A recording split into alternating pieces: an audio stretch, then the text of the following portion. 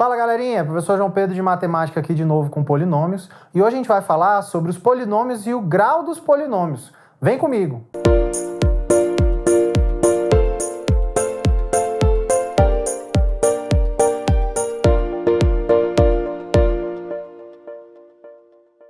Fala galerinha, professor João Pedro de Matemática aqui de novo e hoje a gente vai falar sobre polinômios. Então vamos lá, para começar a parte de polinômios, primeiro a gente tem que definir o que são esses polinômios e qual é o grau de um polinômio. Como que eu faço para definir qual é esse grau desse polinômio? Então vamos lá, o polinômio ou a função polinomial, pode ser chamado das duas formas, ele é definido por, então eu tenho que P de x, o polinômio que tem variável x, vai ser definido por a n vezes x elevado a n mais a n menos 1 vezes x elevado a n menos 1 mais. Isso daqui eu continuo, vou continuando até chegar no zero. Então eu vou ter aqui vários termos, eu tenho aqui n termos, certo? Tenho n termos com n coeficientes. Então eu tenho a1x mais a0. Esse a0 aqui é o que a gente chama de termo independente. Por que termo independente? Porque ele não conta com a variável x, ele não está multiplicando a variável x. Então ele é o nosso termo independente. Então eu tenho o quê? Tudo isso daqui, ó, são o que a gente chama de termos do nosso polinômio. E a gente tem então que o an menos 1, até o a1 e o a0 são o que a gente chama de coeficientes, beleza? Então nesse caso aqui o termo independente é porque ele só tem coeficiente, ele não tem a variável x. Por isso chama ele de termo independente, beleza?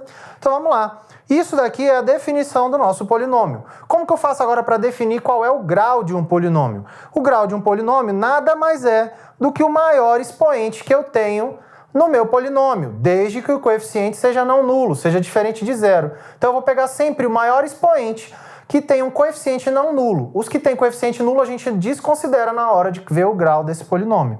Então eu chamo de GR de P o grau de P, o grau do polinômio P.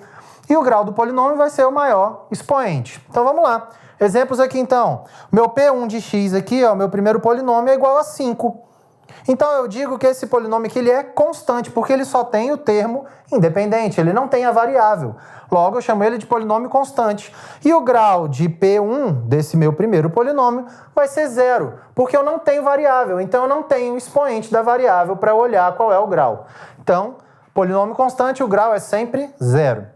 Polinômio 2 de x aqui, 3x elevado ao cubo menos 5. Vou olhar aqui, ó, o expoente do x. Só tem uma variável x aqui aparecendo, que é a do x ao cubo. Todas as outras estão aqui, mas com coeficientes zerados, coeficientes nulos. Então eu não considero os expoentes deles, porque o coeficiente está nulo. Então eu tenho aqui que o único que não é nulo aqui é o 3. Então, x elevado ao cubo aqui, eu tenho que o meu polinômio vai ser de grau 3. Então, o GR aqui, ó, grau do polinômio 2 vai ser 3.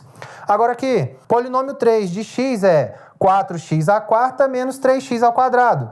Tenho dois coeficientes não nulos aqui. Aí eu vou olhar para os expoentes. Esse expoente é 4, esse expoente é 2. Então o maior expoente é o 4. Ele determina qual é o grau do meu polinômio. Então o grau aqui vai ser grau 4. Então GR de P3 vai ser igual a 4.